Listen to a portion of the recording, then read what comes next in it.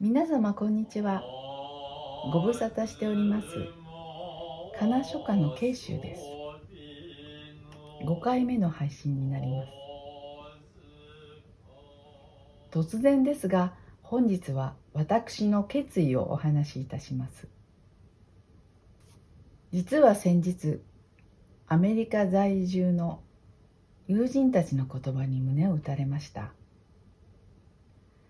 私の百人一首の配信をとても喜んでくれた彼女たちはこう言いました。誰でも皆日本人ならば百人一首に思いがあるはず。そして必ずその中で一首は自分自身の好きな歌を持っているはず。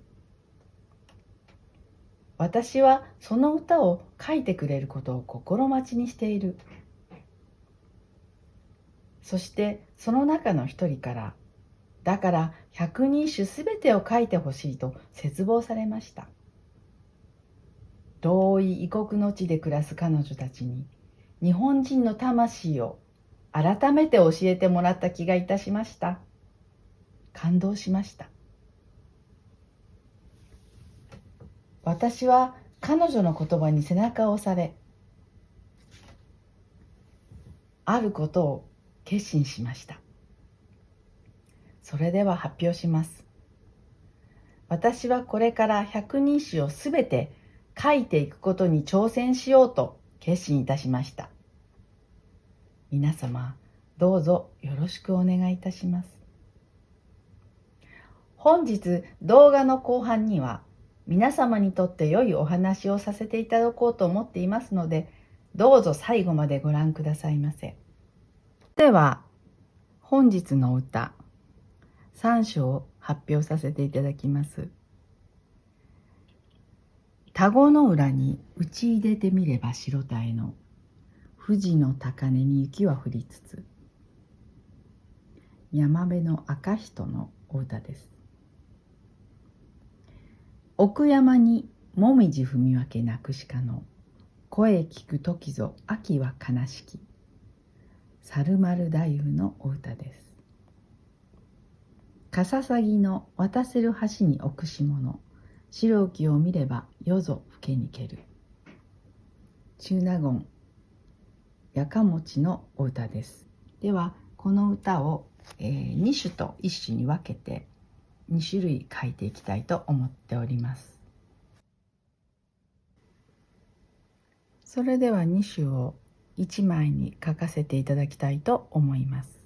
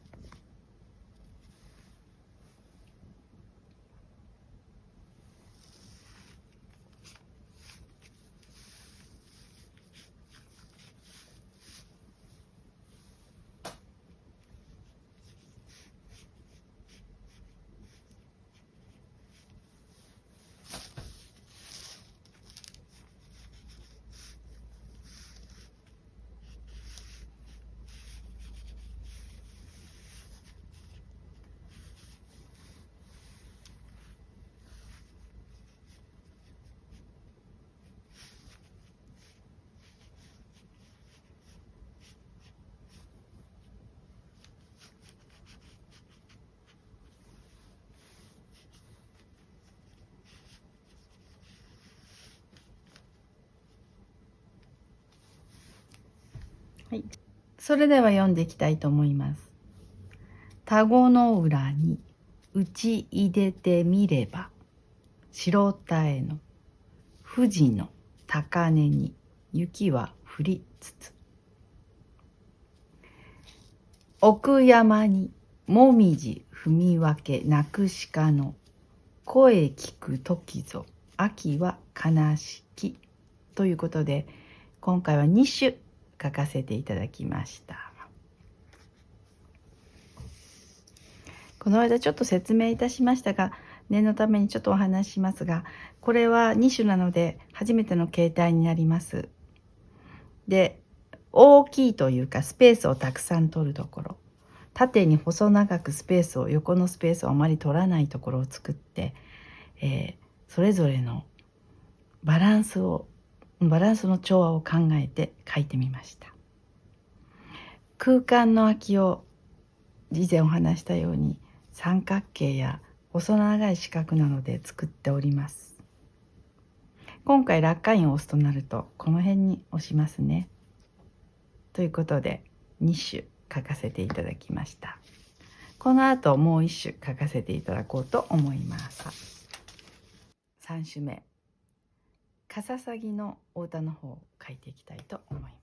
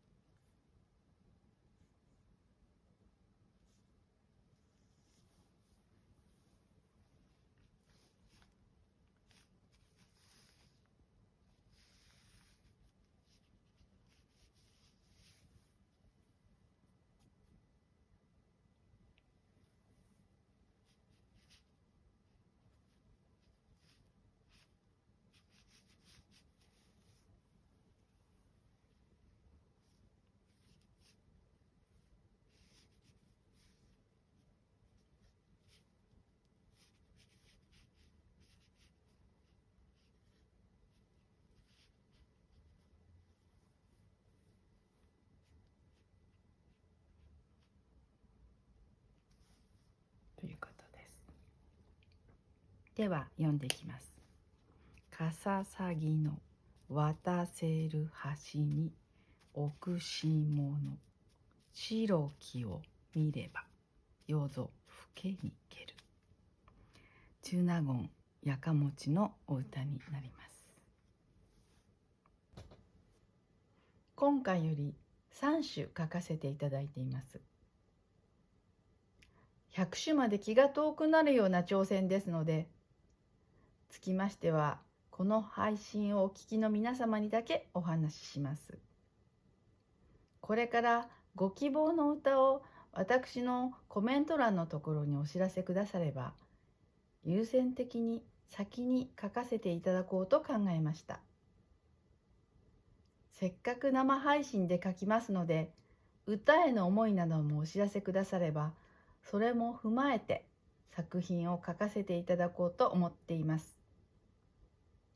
皆様にもお楽しみいただけたらと願っております。では最後にもう一度お歌の方を読んでいきたいと思います。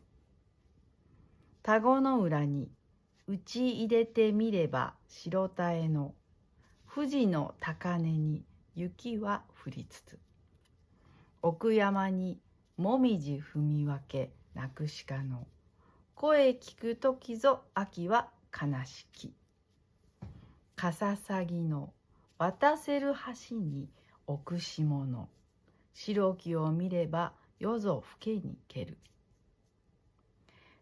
申し訳ございません。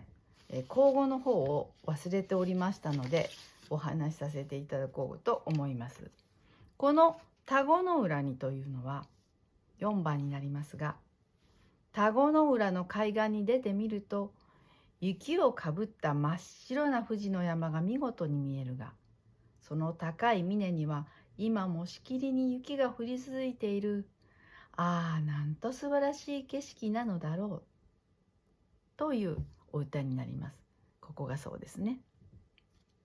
こちらが5番になります。奥山にというところですが、奥深い山の中でもみじを踏み分けて鳴いている鹿の声を聞くときは、この秋の寂しさが一層悲しく感じられることだと書いてあります。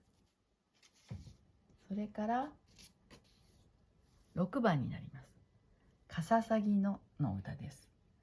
かささぎが渡したという天空の橋のように見える宮中の階段であるが、その上に降り積もった真っ白い霜を見ると、夜も随分と更けたのだなというお歌になります。最後にちょっと構成のお話をします。先ほど言いましたが、こちらはこれだけの幅を取って田子の裏は大きく書きました。そしてこれは縦長に書きました。これはちょっと悲しいお歌になります。ですのでちょっと寂しげに縦長に、特に後半は小さめの細い線で書いてみました。そしてこれはまた別の意味でかささぎの橋を思わせるように、こちらにもこちらにも空間をとってほぼ真ん中に寄せながら、最後に蹴るとちょっと出して書いてみました。それぞれに先ほどもご希望のことをお話しいたしましたが、お歌には解釈の意味があると思うんですね。それをイメージしながら書いていくのが仮名書であります。ですのでこの3歌とも全てお歌の中の意味も踏まえてちょっと書かせていただいたつもりでおります。不出来ですがご覧いただけたら嬉しく思います。それでは終わりにしたいと思います。本日もありがとうございました。慶州でした。以上になります。失礼いたしました。